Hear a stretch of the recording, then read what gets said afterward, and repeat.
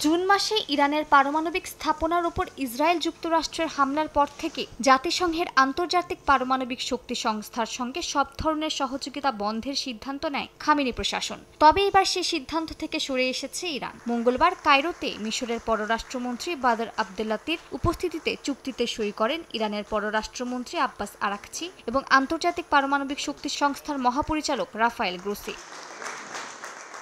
চুক্তির মাধ্যমে ইরান নিজেদের পারমাণবিক কর্মসূচির শান্তিপূর্ণ প্রকৃতিকে প্রমাণের সুযোগ পাচ্ছে বলে জানায় পররাষ্ট্রমন্ত্রী আব্বাস আরাকচি। একই সঙ্গে আইএইএ-কে নিরপেক্ষতা ও আন্তর্জাতিক আইন মেনে চলার আহ্বান জানায় ইরান।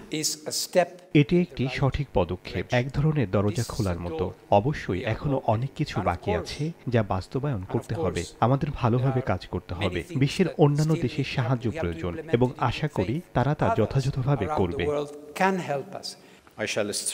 আমি জোর দিয়ে বলতে চাই, আমার দেশের বিরুদ্ধে যদি কোনো প্রহসনমূলক পদক্ষেপ নেওয়া হয় এবং যদি জাতিসংঘ নিরাপত্তা পরিষদের পূর্বে বাতিল করার প্রস্তাবগুলো পুনর্বহাল করা হয়, তাহলে এই অগ্রগতি এখানেই থেমে যাবে।